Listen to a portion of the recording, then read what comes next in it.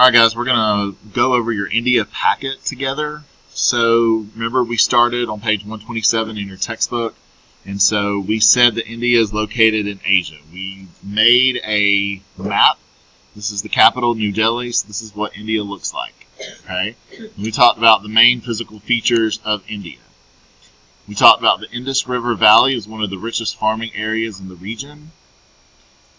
We talked about that the Ganges River is India's most important river. It begins in the Himalaya mountains and flows southeast through India and Bangladesh before emptying into the Bay of Bengal. Because so many people live and work along the Ganges, the water is heavily polluted. Heavy flooding in this part of the world during the monsoon season often causes great hardships for the people. So what was a monsoon? A monsoon were the seasonal winds that bring heavy rains. So, let's talk about the Mother Ganges, as it's called. The Ganges is important to the spiritual lives of many Indians. However, the water quality has become very poor.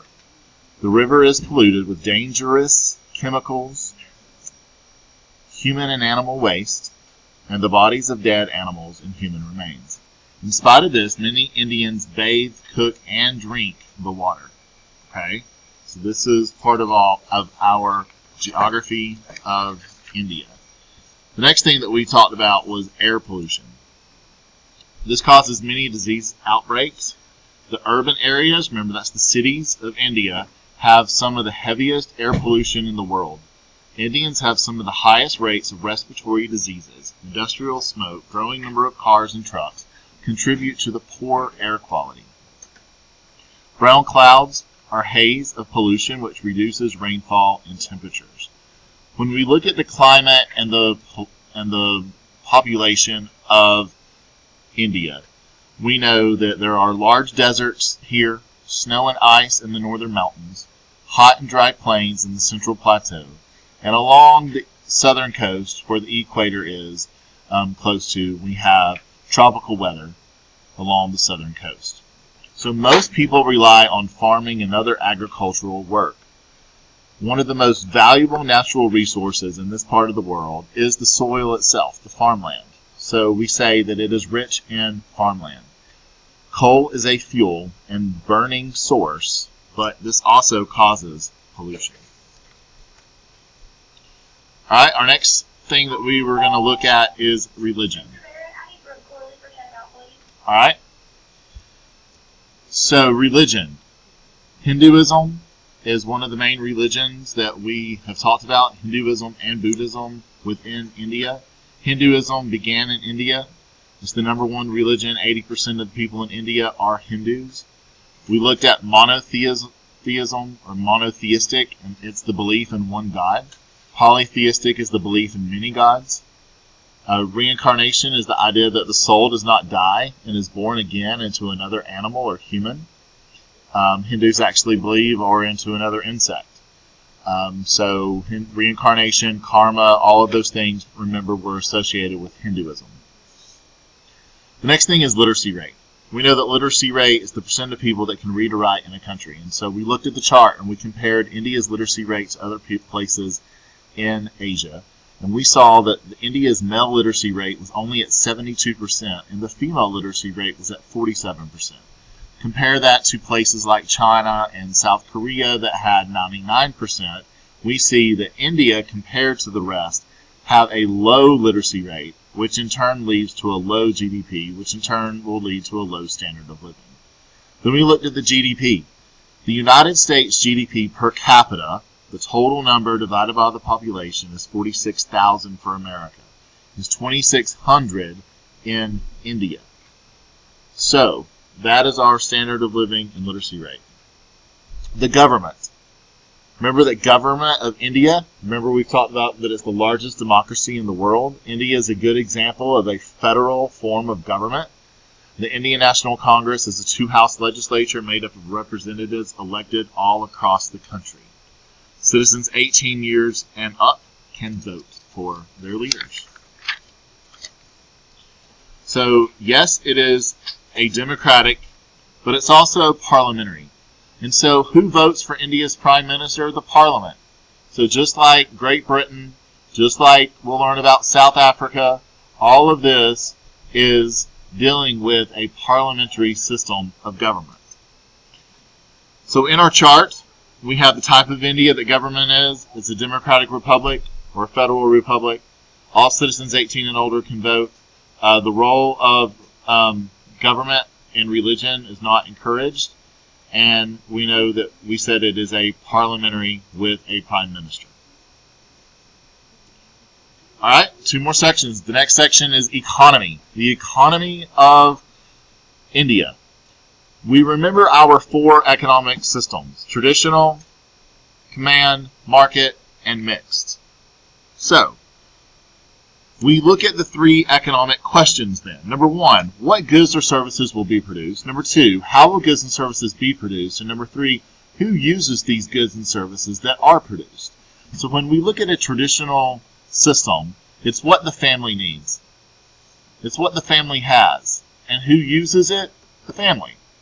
In a command, what goods and services will be produced? Well, it depends on what the government says will be produced. How will goods and services be produced? It depends on what the government says how they will be produced. And who uses it? Well, it all depends on the government. So again, command, you associate everything with government. Market is the opposite. It's about what all the people want. So what the people need determines what goods or services will be produced. What the people decide determines how goods or services will be produced. And what people need determines who uses them. So you're basically going and buying your own goods. So that's in a market economy. In a mixed, we know that a mix is a mix between which 2? Command and market. So the people and the government decide, the people and the government decide, the people and the government decide together. Half of India's population still works in agriculture. India has a lot of fertile land.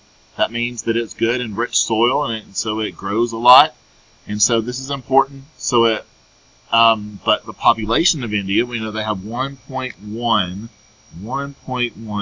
billion with a B people that live in India. So the population is so large that it often is difficult to grow enough food for everyone.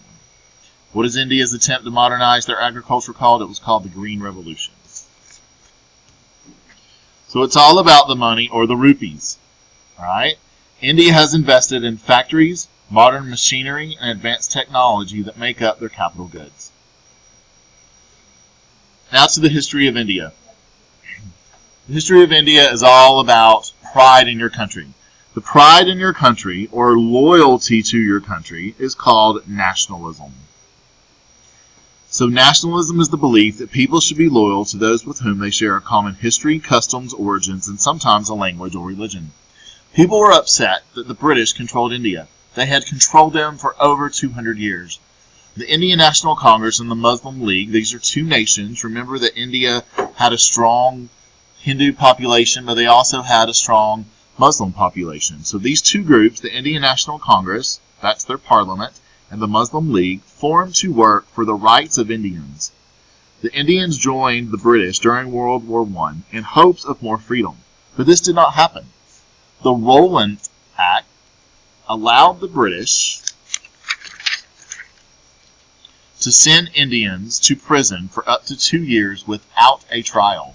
They could be put in jail for no reason for up to 2 years. Do you think that this went over well with the Indian people? No. So, the British authorities opened fire on a large gathering of Indians at Amritsar. 400 were killed and 1,200 were wounded. Did this help the process? No. So following the slaughter at Amritsar, there was a man named Mohandas Gandhi. He was a Hindu who had given up all of his worldly possessions and worked to bring peace to India and to rid the Indians of the British colonial system. So he wanted for India to have independence. So Gandhi began to urge Indians to refuse to cooperate with British laws they felt were unjust, like this 2 years in prison. This plan was called the civil disobedience. When the British authorities responded with violence, they proved to the world the injustice Indians were living through. In 1935, the British government gave up. They passed the Government of India Act, giving India some self-government. So the date that India has for their independence is technically 1947 is when India is going to gain their independence. Okay, Gandhi is going to pay the ultimate price. He's going to be assassinated for his belief that India should gain their independence. And so he was kind of India's Martin Luther King Jr. to a point. So this was all of your India packet. Again, you're going to have a quiz over this on Friday. Make sure that you are doing all that you can to make sure that you are ready for this.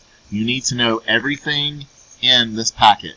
You can be quizzed over anything and everything in this packet.